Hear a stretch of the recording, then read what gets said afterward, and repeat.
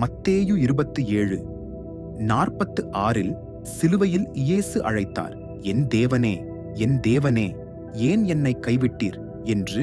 இது வெறும் உடல் வலி மட்டுமல்ல, இது ஆன்மீக வேதனையாக இருந்தது. அவர் நம்முடைய பாவத்தை சுமந்தார், பின்னர் நம்மை பிரிக்கப்படாதபடி தந்தையிடமிருந்து பிரிக்கப்பட்டது அனுபவித்தார். பின்னர் யோவான் 19:28 கூறினார், தாகமாயிருக்கிறேன் என்றார். இது அவரது உடல் வேதனையையும் மனித இயல்பையும் வெளிப்படுத்துகிறது. அவர் தாகமாக இருந்தார்.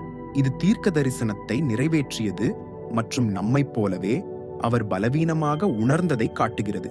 நீங்கள் ஒருபோதும் தனிமையையும் உள்ளுறை வறட்சியையும் அனுபவிக்காமல் இருந்தாலும் இயேசு உங்களை புரிந்து கொள்கிறார். அவர் நம்முடைய வேதனையை அனுபவித்து அதை குணப்படுத்தினார். நாம் ஒருபோதும் கைவிடப்பட வேண்டாம் என அவர் தந்தையால் கைவிடப்பட்டார். அவர் தாகப்பட்டார், நமக்கு உயிரூட்டும் தண்ணீரைப் போல் வாழ்வை வழங்கும் பொருட்டு சிலுவையை நோக்குங்கள். அது முடிவல்ல, நம்பிக்கையின் தொடக்கம். அவர் நமக்காக துன்பங்களை ஏற்றுக்கொண்டார்.